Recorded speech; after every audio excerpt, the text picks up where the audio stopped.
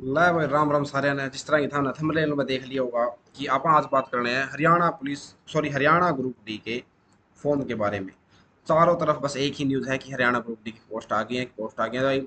इसकी एज रहने वाली है, जिस एज का क्राइटेरिया रहने वाला है 18 से 42 साल तक। और इसके बाद अगर हम क्वालिफिकेशन की बात करें, जो 10वीं पास हैं इसमें हरियाणा ग्रुप डी में चुने जाएंगे। अब आ जाते हैं जी फॉर्म भरने की बात पे। मैं यहाँ पे साइट पहले ही खोल रखी है मैंने। इस साइट पर आकर आप कोई किसी भी साइट पे जाकर सीधे ग्रुप डी वाली साइट खोल सकते हैं आप। और अगर हम स्टार्टिंग में देखें तो विजिटर आज पहला ही दिन है ग्रुप डी फॉर्म भरने का, और 2,34,255 जो है स्टूडेंट है जो इस पर विजिट कर चुके हैं। फॉर्म भरने से पहले सबसे पहले आपको स्वयं फॉर्म फॉर्म फिल करना है। किसी भी सीएससी सेंटर पर जाकर फॉर्म फिल ना करवाए, खुद अपनी मर्जी देख, या अगर किसी और से फिल भी करवाते हैं तब भी आप ये ध्यान रखें कि एक एक चीज आपको स्वयं देख देख कर ही भरनी है। तो मैं कुछ जरूरी बातें बताऊंगा जो आपको एग्जाम फिल करते हुए फॉर्म फिल करते हुए ध्यान में रखनी है। सबसे पहले अगर जो भी पहले स्टूडेंट आते हैं, जो नया जिनका भी नया रजिस्ट्रेशन नंबर है, तो जो नया अभी पहली बार ही ग्रुप डी का फॉर्म भरेंगे उनके लिए आएगी बात। तो आइए शुरू करते हैं। और जिन्होंने पिछली बार जो लास्ट ग्रुप डी का एग्ज़ाम वो फिल किया था, ग्रुप डी का फॉर्म, तो उनके लिए कोई भी फीस नहीं लगेगी।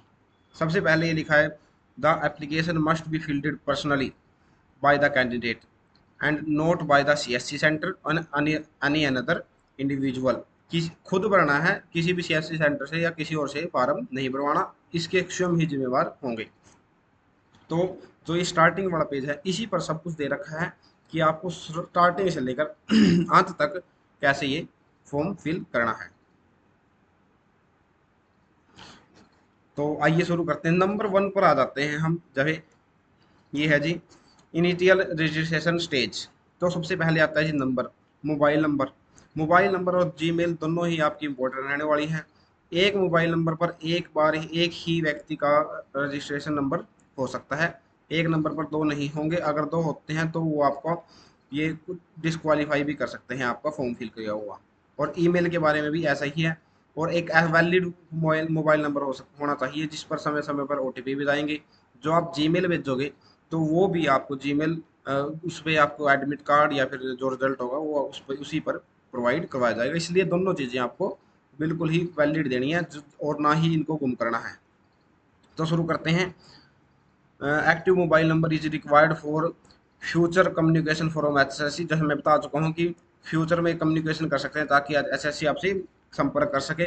और इस पर ओटीपी सेंड किया जाएगा मोबाइल नंबर पर।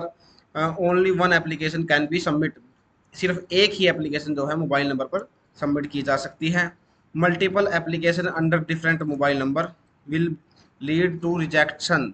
भाई अगर आपने कई मोबाइल नंबरों से भी एक ही एप्लीकेशन, एक मोबाइल नंबर से भी कई एप्लीकेशन करने की कोशिश की तो आपकी रिजेक्ट हो सकती है। उसके बाद जीमेल की बात करें तो जीमेल में भी ओटीपी भेजे जाएंगे जी। तो एडमिट कार्ड डाउनलोड कर सकते हैं जीमेल से, रिजल्ट भी जीमेल पर ही आपका दिया जाएगा। जो है एप्लीकेशन कैन बी सबमिट पर जी ईमेल आईडी, तो ईमेल आईडी के द्वारा ही आपके जो है फॉर्म सबमिट किया जाएगा। और ये यहाँ पर भी एक ही जीमेल आईडी होनी चाहिए, और किसी भी फॉर्म में अलग से मतलब किसी और रजिस्ट्रेशन नंबर में आपकी जीमेल आईडी नहीं होनी चाहिए। तो इससे आगे नेक्स्ट पर आ जाते हैं। बेसिक डिटेल की बात करें, common eligible test 2022-23, if applicable enter your registration registration number and date of birth as per the previous CET records. अगर आपने पहले ही सीईटी दे रखा है 2022-23 वाला, तो आप उसको भरकर आपकी सारी डिटेल वैसे की वैसे ही उठा ली जाएगी जो आपने पहले भरा था फॉर्म। तो वो आपको वही डिटेल भरनी है। Candidate name, father name and mother name. Candidate name, father name and mother name must exactly match the detail mention 10th SSC या फिर +2 सर्टिफिकेट। देखिए जो आपका 10वीं +2 में जो सर्टिफिकेट है उसमें ही जो आपकी डेट ऑफ बर्थ लिखी हुई है वही डेट ऑफ बर्थ आपके माता पिता का नाम सेम होना चाहिए, वैसा ही नाम होना चाहिए, वही आपकी डेट ऑफ बर्थ होनी चाहिए। और जो अपने माता पिता हैं उनके अगर मिस्टर, मिसिज, श्री, श्रीमती ये लगाने की कोई आवश्यकता नहीं। मतलब कि जो आगे वाला होता है देवी चंद ये जरूर लगाने हैं अगर आपके माता पिता के पीछे लगता है। लेकिन जो स्टार्टिंग में लगाते हैं रिस्पेक्ट देने के लिए मिस्टर, मिसिज, मिस्ट्रिज या फिर श्री या लगा देते हैं तो वो नहीं लगाने हैं। अगर डेट ऑफ बर्थ की बात करें तो मैं पहले बता चुका हूँ, वो भी 10th+2 में जो सर्टिफिकेट में है आपके डीएमसी या डोमिसाइल में है तो वही होना चाहिए। सभी डोमिसाइल में एक ही डेट ऑफ बर्थ होनी चाहिए। जेंडर, जेंडर में आप मेल हैं, फीमेल हैं, ट्रांसजेंडर हैं, वो आपको चूज करना है। ट्विन सिबलिंग, अगर आप जुड़वा पैदा हुए हैं और आपकी फेस एक जैसा मैच करता है तो वो भी आपको कन्फर्म करना है, वो भी आपको बताना है, ताकि बाद में आपका रजिस्ट्रेशन नंबर कैंसिल ना हो, ताकि एसएससी को पहले ही पता हो।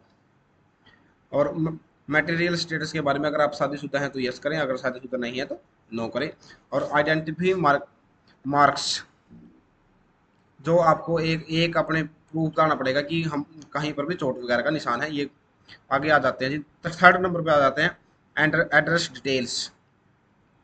प्रोवाइड करेक्ट और permanent address details include house number, block number, street, village, tehsil, state, district, post office और पिन कोड। देखो आपको क्या क्या बताना है। सबसे पहले आपको बताना है जी अपने घर का नंबर, फिर ब्लॉक या घर का नंबर, ब्लॉक का नंबर, फिर आपकी गली, विलेज, फिर तहसील, फिर स्टेट, डिस्ट्रिक्ट और फिर पोस्ट ऑफिस और फिर आपका जो है पिन कोड। ये आपका परमानेंट एड्रेस होना रहता है। क्योंकि बहुत से दोस्तों को यही डाउट रहता है कि हमारा परमानेंट एड्रेस हमने क्या क्या डालना है, तो ये इतनी चीज़ें आपको एड्रेस में डालनी है। अगर हम आगे आए जी category information, domicile of Haryana. अगर आप हरियाणा से हैं तो आपको डोमिसाइल ऑफ हरियाणा में यस करना है और आपको वो अपलोड भी करना पड़ेगा। और उसमें आप जो भी आपका डोमिसाइल होगा, हाँ, उसकी डे उस पे जो उसका नंबर होता है वो भी डालना पड़ेगा, और किसके द्वारा किस अथॉरिटी द्वारा आप ये आपको प्रोवाइड करवाया गया है उसका भी नाम आएगा। कैटेगरी सेक्शन में choose your application applicable category and upload the valid category certificate, most provide same certificate during document verification. जो भी जो भी आपके पास डॉक्यूमेंट होंगे वो भी डॉक्यूमेंट वेरिफिकेशन के टाइम सेम होने चाहिए जो अभी आप यहाँ पर सबमिट करोगे। गवर्नमेंट एम्प्लॉय, अगर आप किसी भी सरकारी जॉब पर हैं फिलहाल में, तो आपको वहाँ पे यस करना होगा और उसके बारे में रिगार्डिंग बताना होगा कि आप किस डिपार्टमेंट में हैं और किस में नहीं हैं। अगर आप एक्स सर्विसमैन हैं या फैमिली, आपके फैमिली से कोई एक्स सर्विसमैन है तो वहाँ पे भी आपको यस करना होगा और उसके रिगार्डिंग भी आपको सारी डिटेल्स भरनी पड़ेंगी। इसके बारे में थोड़ा आगे भी बताऊंगा मैं। डिपेंड ऑन फ्रीडम फाइटर, अगर आप आपके फैमिली से कोई फ्रीडम फाइटर है या आपके दादाजी, आपके फादर, तो ये इसमें भी आपको यस करना पड़ेगा और उसकी भी जो है डिटेल मांगी जाएगी, वो आपको सर्टिफिकेट वगैरह सारा भरना पड़ेगा। अगले आगे आ जाता है पीडब्ल्यूडी का। ये ये कैटेगरी दे रखी है ब्लाइंडनेस के बारे में, जो भी type of disability to be section in registration and application form, जो है जो भी डिसेबल पर्सन होते हैं उनके लिए अलग से कोटा होता है, तो उनके बारे में ये पांचों कॉलम दिए गए हैं। आप एक बार इनको अच्छे ध्यान से पढ़ लेना। ये डीफ एंड हार्ड हियरिंग, भाई जो कान से सुन नहीं पाते, ब्लाइंडनेस होता है, जो आंखों से देख नहीं पाते, उनको क्या बोला जाता है, तो किस कैटेगरी में क्या आएगा, ये पूरी डिटेल दे रखी है, उनको कौन सी कैटेगरी में फॉर्म फिल करना है। ये सबसे इम्पोर्टेंट टॉपिक हो जाता है जी क्रिमिनल केस डिस्क्लेरेशन। मतलब कि अगर आपके पास आपके ऊपर कोई भी एफआईआर है, कंप्लेंट है, तो उसको आपको मेंशन करना है। अगर नहीं है तो आप उसे डायरेक्ट नो कर देना है। अगर आपके पास आपके ऊपर कंप्लेंट हुई है तो या एफआईआर हुई है तो आपको एफआईआर नंबर देना पड़ेगा और साथ में आप कंप्लेंट नंबर भी देना पड़ेगा, उसकी पूरी डिटेल देनी पड़ेगी। क्योंकि अगर आप अभी नो कर देते हैं, आपके पास आपके ऊपर केस था या नहीं था इससे कोई मैटर नहीं करता। अब आपको उसका नंबर डालना पड़ेगा कि हाँ मेरे पास पास्ट में केस था, तो अभी भी आपको उस कंप्लेंट का नंबर डालना पड़ेगा। एजुकेशन और क्वालिफिकेशन स्टेज, ग्रुप डी के लिए जो है जी 10th क्लास रखी गई है क्वालिफिकेशन, और हिंदी संस्कृत एक सब्जेक्ट जो है आपके पास मैंडेटरी होना चाहिए। अगर हम फोटो और सिग्नेचर की बात करें तो keep a photo passport size photograph and scanned signature ready to upload. तो पासपोर्ट साइज फोटो लेनी है आपको, जेपीजी या जेपीईजी में होनी चाहिए। 20 से 100 MB की फ़ोटो आपके पास होनी चाहिए। और जो है 6 मंथ, ये 6 महीने पुरानी फ़ोटो होनी चाहिए। इसके लिए आप जब भी आपकी फ़ोटो खिंचवाओगे तो उसके ऊपर डेट ऑफ बर्थ बाकायदा लिखवा लेना जी। और अगर इसके पिक्सल की बात करें तो 200 से 230, ये आपको वहाँ पे अपने आप पता चल जाएगा अवेलेबल है कि नहीं है।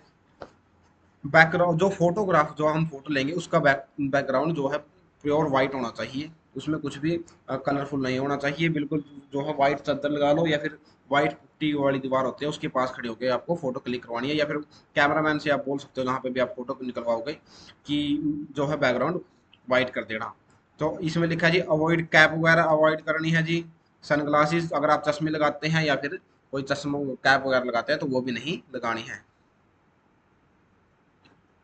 तो नेक्स्ट पर आ जाते हैं, documents to be uploaded with application form all certificate.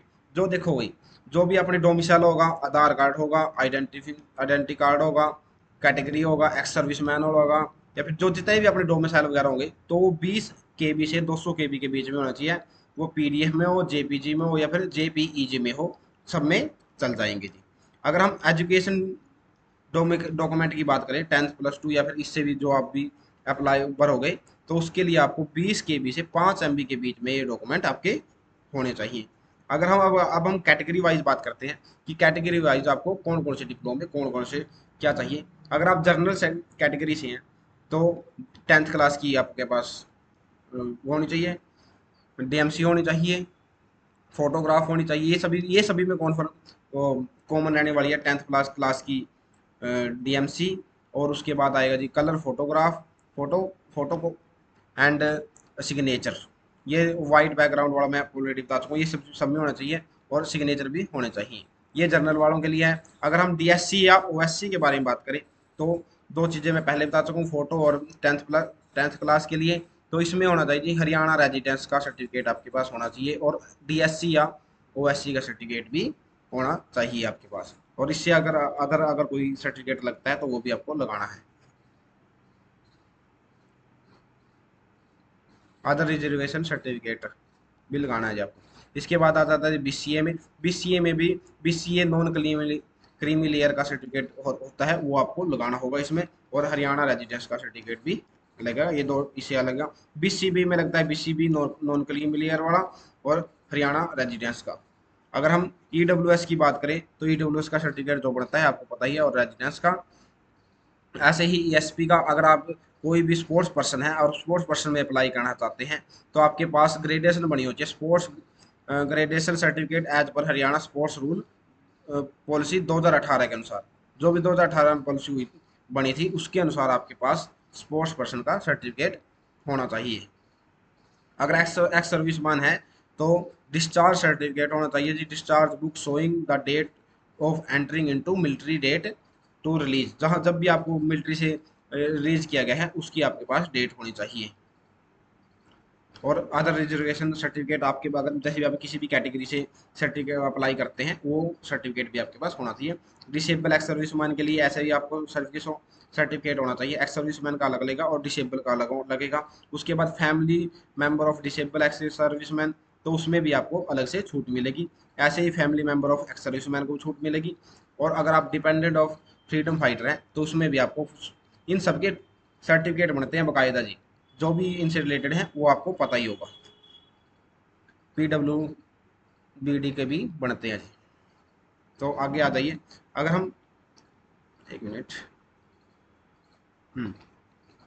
अगर हम आठवें आठवें स्टेप पर आ गए हैं जी, CET 2023-24। If you appreciate for sorry if you appeared 2023-24 otherwise you can skip this, enter your CET 2023-24 registration number and date of birth as per CET records, then click on get details. देखो तो अगर आपने पहले CET का 2023-24 का 2022-23 का exam दिया है ग्रुप, तो आपको कुछ नहीं करना है। आप इस सभी जो मैंने अभी तक की डिटेल बताई है उसको आप स्किप कर सकते हैं। और आप उसके बाद आप जब आप उसको उसके अंदर अपना पुराने वाला रजिस्ट्रेशन नंबर डालोगे या मोबाइल नंबर डालोगे तो वहाँ पर जाकर आप गेट डिटेल कर सकते हो। वहाँ पर जाकर आप चेक कर सकते हो कि आपकी डिटेल ठीक है नहीं ठीक है। If you click access to mobile number register number with CET 2023, mobile number के साथ आप उसको रजिस्टर कर सकते हो। इफ़ यू यस, अगर आप यस क्लिक करते हो तो OTP रिसीव होगा और क्लिक वैलिड ओटीपी, उसके बाद आपको ओटीपी भरने कर वैलिड ओटीपी के ऊपर क्लिक करना होगा। अगर आप नो क्लिक करते हैं तो वो आप बैक जाना चाहते हैं, इन्फॉर्मेशन नहीं देते हैं, देन क्लिक ऑन वैलिड और वैलिड के ऊपर क्लिक करें। इफ़ द डेटा मैच, अगर डेटा मैच होता है तो वैलिड सक्सेसफुली हो जाएगा, अगर डेटा मैच नहीं होता तो आपको फॉर्म को आगे भी बढ़ता रहना पड़ेगा, मतलब कि कोई ना कोई चीज़ आपसे छूट गई है। स्टेप नंबर 9 पर आ जाते हैं जी, Aadhaar card. If candidate must click on the Aadhaar verification button. जब आप आधार वेरिफिकेशन बटन पर क्लिक करोगे, the system will verify the data based on the candidate entered name, Aadhaar number, date of birth. जब आप आधार कार्ड पर क्लिक करोगे तो उसके अनुसार ही जो है डाटा वेरीफाई किया जाएगा, आधार नंबर के हिसाब से ही, आपका आधार नंबर के हिसाब से नाम क्या है, डेट ऑफ बर्थ क्या है, जो आपने पहले डिटेल भरी है। The system will fax the data and verify the Aadhaar accordingly. उसके हिसाब से ही डाटा आपको वेरीफाई करेगा। If the provided detail are correct, अगर सारी जानकारी दी गई सही है तो उसके बाद आपको सक्सेसफुली कर दिया जाएगा जी, आधार वेरिफिकेशन सक्सेसफुली हो जाएगी।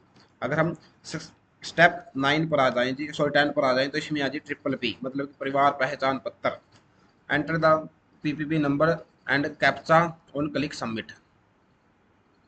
A list of family member attached to the given PPR number will be displayed। जितने भी आपके फैमिली मेंबर हैं तो वो आपके सामने शो कर जाएंगे, उसमें से आपको अपना नाम चूज करना है और उस पर क्लिक करके सबमिट कर देना है। If the name entered by the candidate in the form match the PP details it will get verified. अगर आपका नाम उससे मैच होता है तो वेरीफाई अपने आप वेरीफाई हो जाएगा जी, वो क्लिक करोगे जब आप।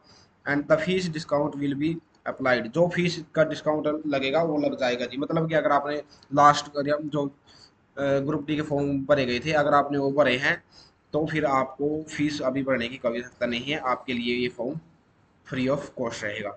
थैंक यू, जय हिंद, जय भारत। उम्मीद करता हूँ कि आपको ये सारी चीज़ें समझ में आ गई होगी। अगर आप चाहो तो मैं आपके आपके पास एक डिटेल वीडियो बनाकर डाल दूंगा पूरी की पूरी, जिसमें आपको ग्रुप डी से स्टार्टिंग से बेसिक से लेकर स्टार्टिंग तक आपको फॉर्म फिल कर एक हर एक जानकारी आपको प्रोवाइड कर दी जाएगी।